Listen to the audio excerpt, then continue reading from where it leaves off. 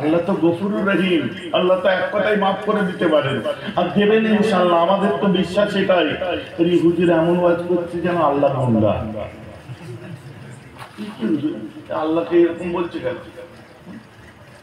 আর বলবে না, চল নাউজুবিল্লাহ, আর বলবেন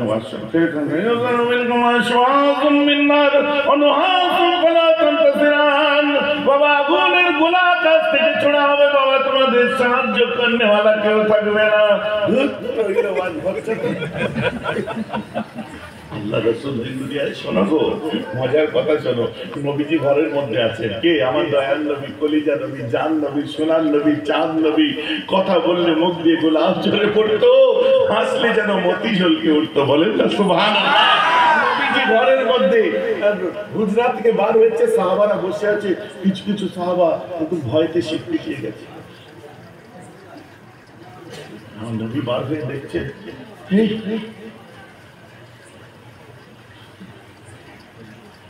এই অবস্থা কেন?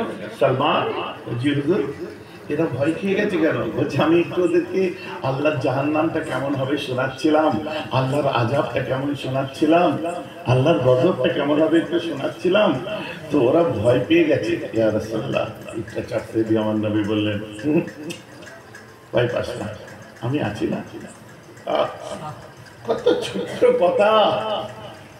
আল্লাহ রাসূল বলছে আমি আছি না, আমি আছি না।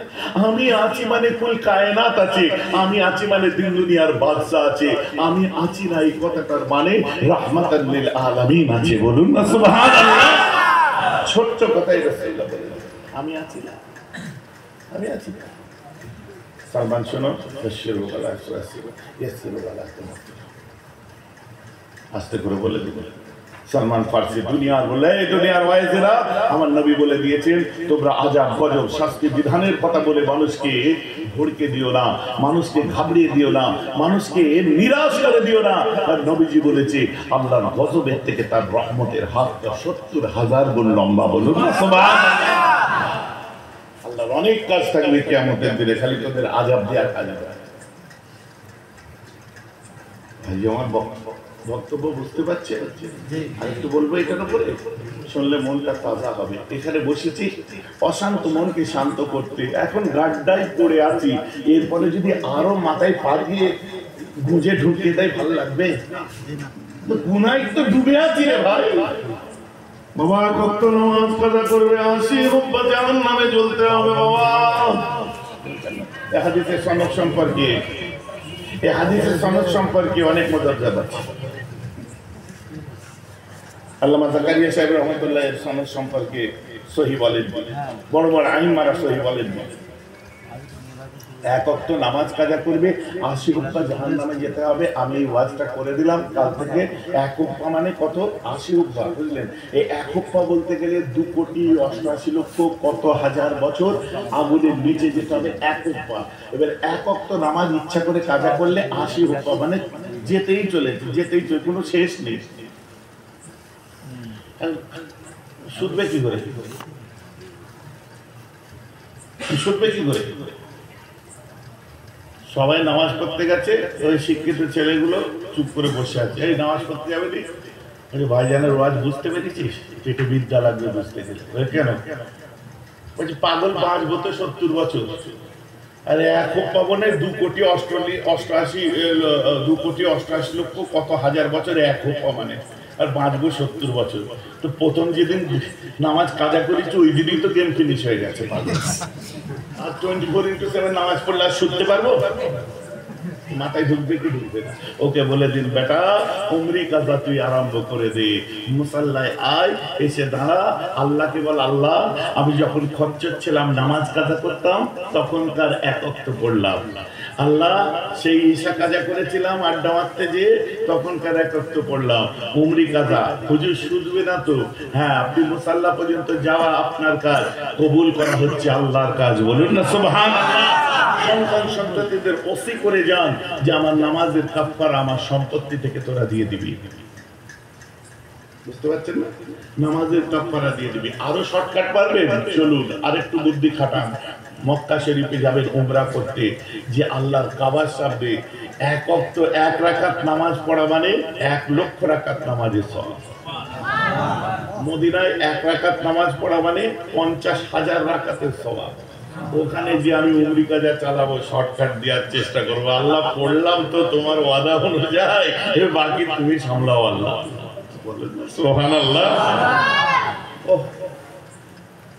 আইন আছে, ফাঁক আছে তো নাকি? হ্যাঁ, আমরা তো চেষ্টা করতে পারি, কিন্তু আবার যদি আমি বোঝা বাড়াতে আরম্ভ করি তা তো মুশকিল হয়ে যাবে। কাজ কি আছে? চলে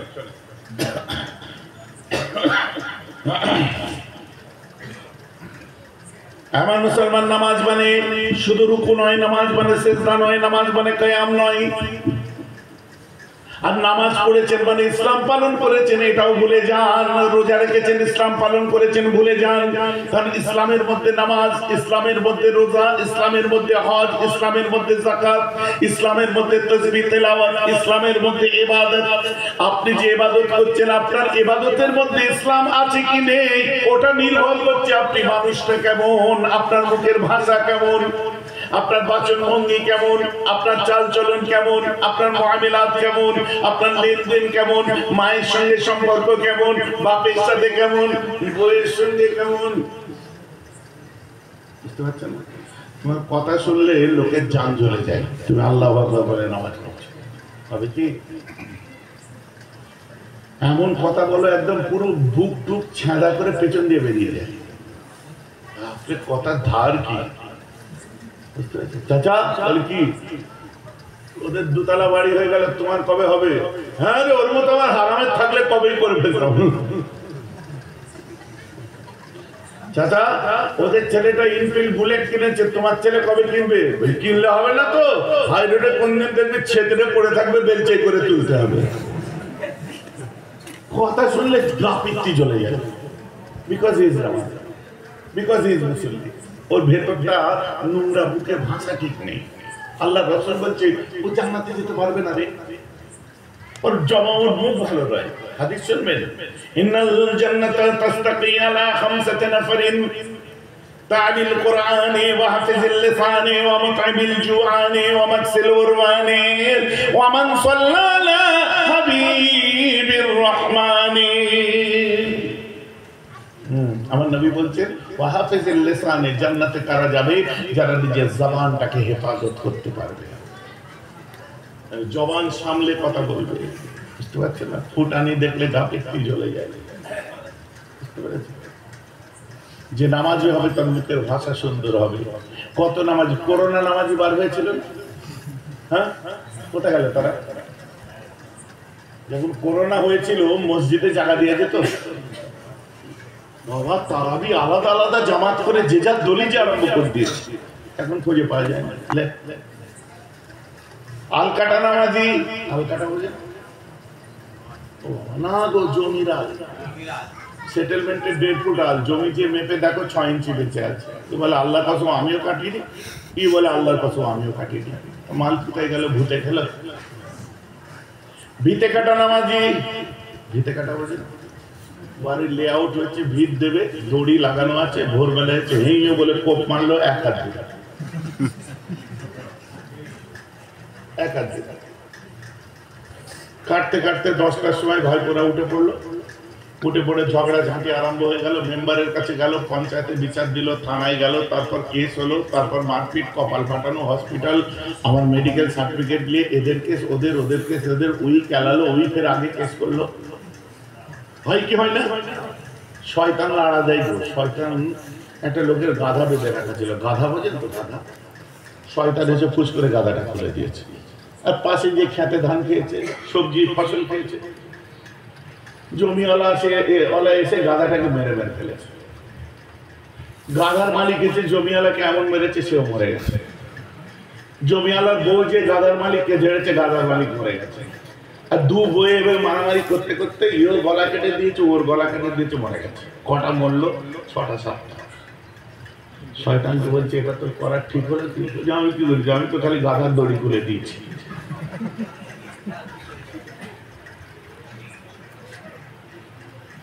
এখন আমার কথা বোঝা যাচ্ছে, রাগ করলে হবে না তো। শয়তান বললো আমি তো খালি গাধার দড়ি খুলে দিয়েছি, আমি কি করেছি?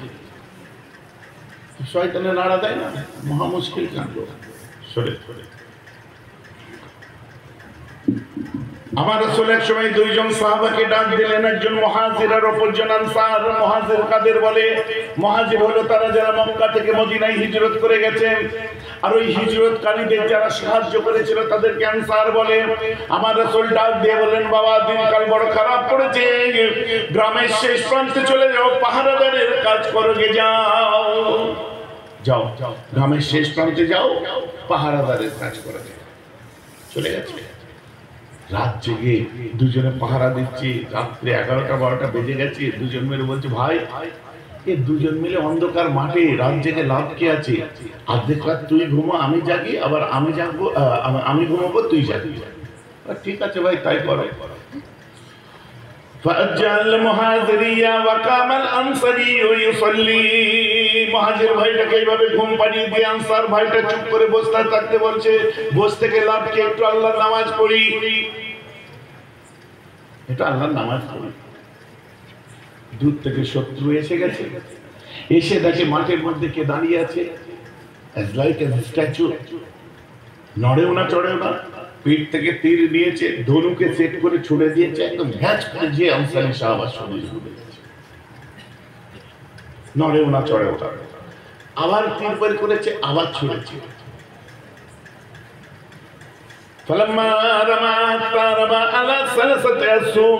এইভাবে তিনটে তীর ছুড়ে দিয়েছে। উনি কি নামাজ ছেড়ে দিলেন? না, নামাজ ছাড়েননি। হাত্তা রাকা ওয়া সাজাদা ওয়া আম্বাহা সাইবাহু ফাকালা আলা আমবাহতানি আউওয়ালা মা রামাকা কুনতু ফি সূরাতিন ফালাউ আহবানা আখতাহা। উনি নামাজ ছাড়েননি। হাত্তা রাকা, তিনি রুকু করলেন, ওয়া সাজাদা, এবং সিজদা করলেন, ওয়া আম্বাহা সাইবাহু, সাথীকে ঘুম থেকে তুললেন। সাথী উঠে বলছে, ভাই রে, তোর শরীরে যখন একটা তীর বিদ্ধ হলো, আমাকে কেন জাগিয়ে দিলি না? কুনতু ফি সূরাতিন ফালাউ আহবানা আখতাহা, যেন বিশাল ভুল করে ফেলেছে। মুখটা লজ্জিত করে বলছে, ভাই তোকে তুলে দেবো কি? আমি তোকে ঘুম পাড়িয়ে দিয়ে আল্লাহর নামাজের মধ্যে দাঁড়িয়ে যাই, আল্লাহর কোরআনটা তেলাওয়াত করছিলাম। আল্লাহর কোরআনে এত স্বাদ, এত স্বাদ, আমার শরীরে কখন যে তিনটে তীর বিদ্ধ হয়েছে আমি নামাজ অবস্থায় বুঝে উঠতে পারিনি।